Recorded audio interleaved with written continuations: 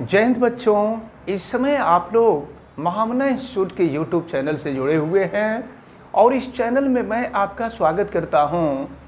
आज हम लोग class 10th CBSE physics first chapter reflection and refraction of light के न्यूमेरिकल एग्जाम्पल 10.3 को पढ़ने जा रहे हैं और ये सब न्यूमेरिकल एग्जाम्पल बहुत ही इम्पोर्टेंट हैं। इनको बहुत अच्छी तरह से तैयार करना है, इससे आगे आपको कंपटीशन के लिए बहुत ही इजी हो जाएंगे आगे कंपटीशन। तो चले देखें एग्जाम्पल 10.3 क्या दिया हुआ है। A concave lens has focal length of 15 centimetre. देखिए ये है कॉनकेव लेंस और कॉनकेव लेंस का फोकल लेंथ स्मॉल f होता है और ये आपको दिया हुआ है 15 सेंटीमीटर। और याद रखे रहिए कॉनकेव लेंस है, कॉनकेव लेंस का फोकल लेंथ हमेशा निगेटिव होता है और कॉन्वेक्स लेंस का जो फोकल लेंथ होता है वो पॉजिटिव होता है। इसको अच्छी तरह से आपको अपने दिमाग में रखे रहना है। At what distance should the object from the lens be placed so that it forms an image at 10 centimetre from the lens। आपसे ये पूछा जा रहा है कि कॉनकेव लेंस जिसका फोकल लेंथ 15 सेंटीमीटर है, इस कॉनकेव लेंस से कितनी दूरी पर किसी ऑब्जेक्ट को रखा जाए कि उसका इमेज लेंस से 10 सेंटीमीटर के डिस्टेंस पर बन जाए। देखिए लेंस से इमेज का जो डिस्टेंस दिया हुआ है यह 10 सेंटीमीटर आपको दिया हुआ है। तो आपसे पूछा क्या जा रहा है, आपसे ये पूछा जा रहा है कि लेंस से ऑब्जेक्ट को कितनी दूरी पर रखें। तो लेंस से ऑब्जेक्ट के बीच का जो डिस्टेंस होता है वो u होता है, यानी u की वैल्यू आपको फाइंड करनी है।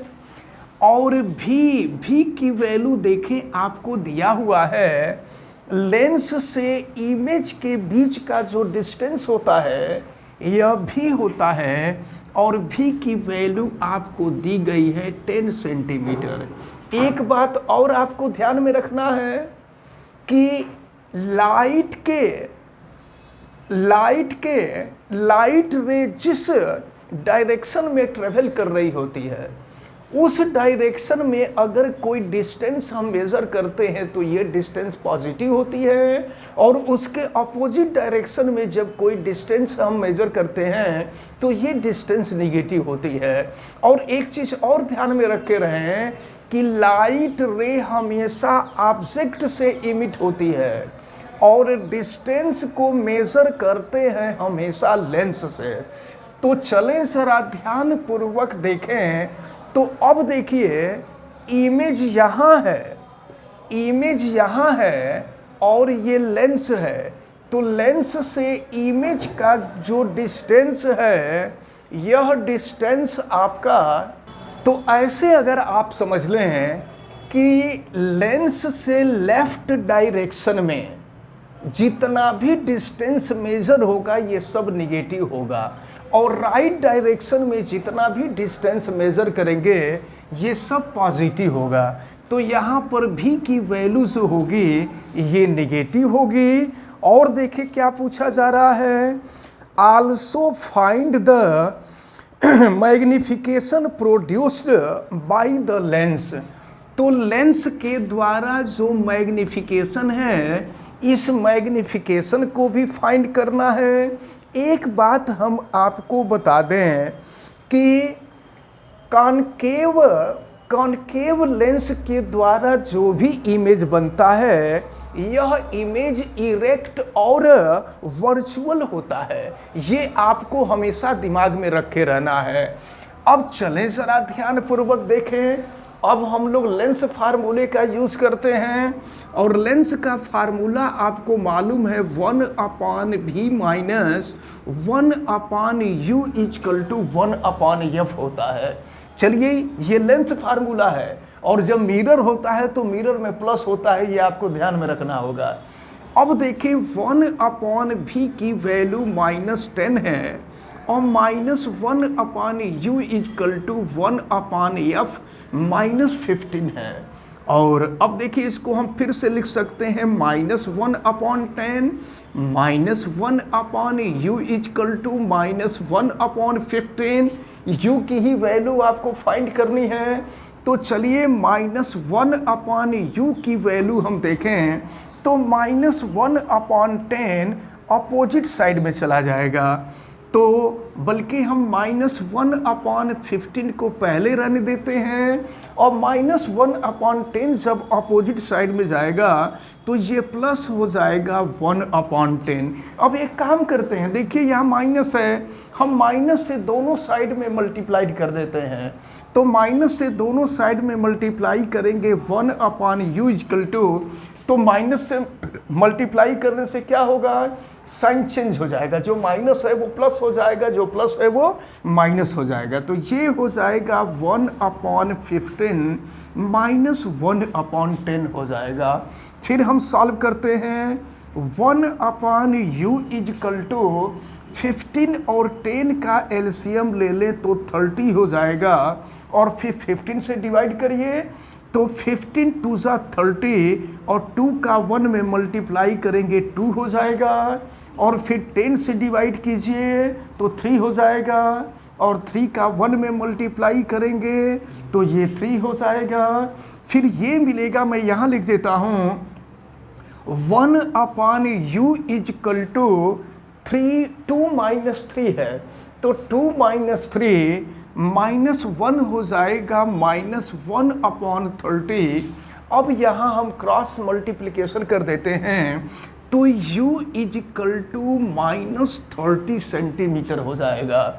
तो u means distance from lens to object, lens से ऑब्जेक्ट के बीच का जो डिस्टेंस है वो 30 सेंटीमीटर होगा और ये माइनस आ रहा है, तो माइनस से यह बात कंफर्म होता है कि ऑब्जेक्ट लेंस से लेफ्ट साइड में रखा हुआ है। तो अब u की वैल्यू आपको फाइंड हो गई।